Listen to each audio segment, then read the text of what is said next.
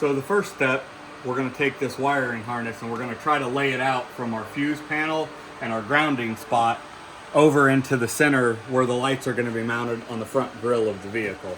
So now that we've got the wiring harness ran, we'll show you how we've done that.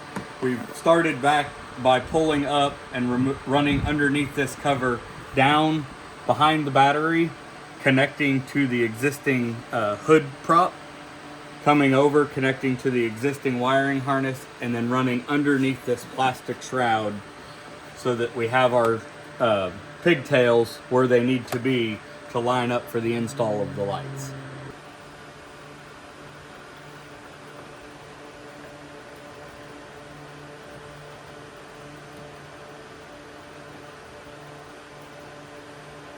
So we got the first one installed. We're using an M2 Allen key. And the way we found the easiest to get it in is to actually feed it from the top. A lot of videos show to feed it from the bottom and up, but what we found is you can slide it in from the top here almost perfectly to where it needs to go. What I've been doing is trying to line them up, pre-thread everything, and then I go through the center of it and pull it tight in order to line it up. Then I start with this upper corner and work my way down. We've got all 4 of them installed now. Now that they're all installed, we'll move on to plugging in these harnesses. They're fairly simple install. Just follow the release to the catch and just plug them in. Once we finish up plugging these in, we'll tidy the wiring harness up, show you again how we've routed it, and then we'll move on to hooking the electrical up and testing these lights.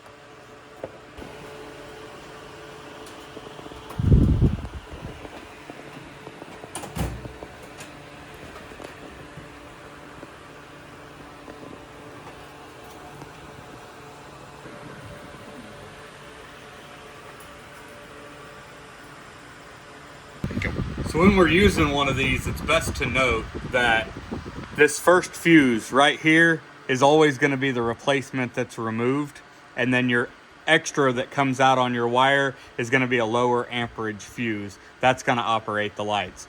So for in this instance, we're going to put a 7.5 in here at the main.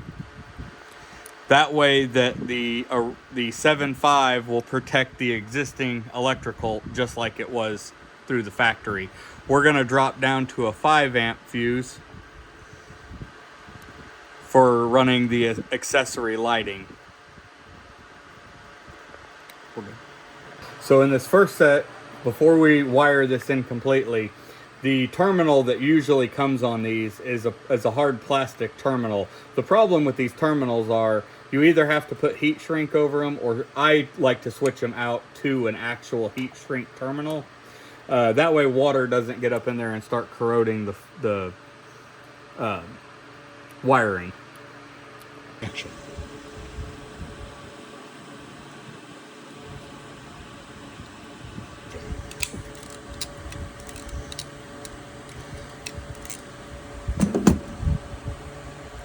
Once you get it crimped down, I always go ahead and go over it with additional heat shrink anyway, just to make sure that there's not going to be any moisture getting in there.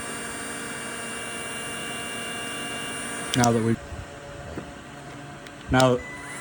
that we've got a good solid connection here, we'll move on to the ground wire. So now that we're moving on to the ground wire, make sure that when you get your bolt out that you have the proper eye nut that it fit. And then as we move on, they give us extremely too much wire here. So I try to cut that down and then redo it to where we need it.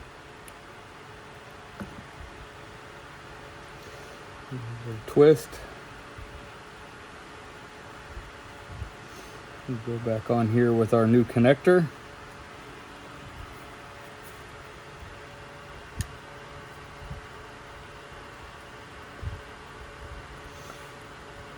Crimp the connector down, and then of course always heat shrink your connectors to keep moisture.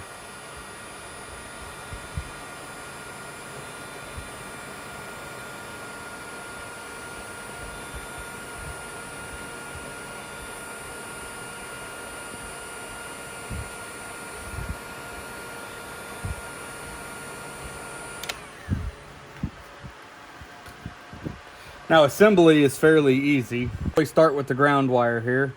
We'll put it in place where it lines up where it's supposed to be, and we'll tighten that down.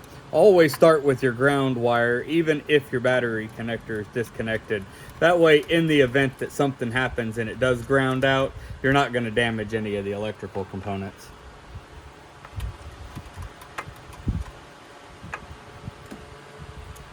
Go back to our 10 millimeter here, tighten that in.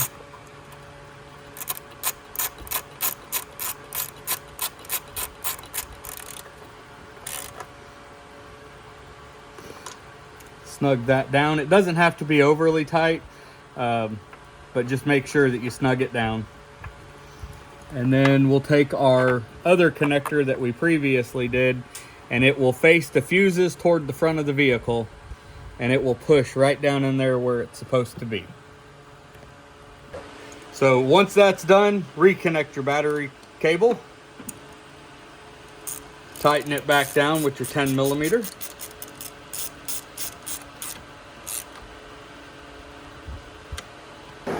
So now that it's installed, we wanted to test the lights. So we'll go in, push the ignition, make sure that it turns on. In this case, everything's working just correctly.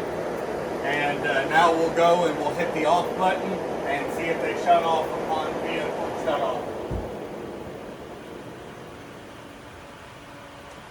Now that we pop the cover back on, make sure that all of our terminals are tight. Make sure that all of our wiring is put back up, out of the way, not going to hit anything. And vehicle's ready for the customer again. Total install time on these was about an hour, a little over an hour, maybe an hour and 15 minutes with one person. Thanks for watching.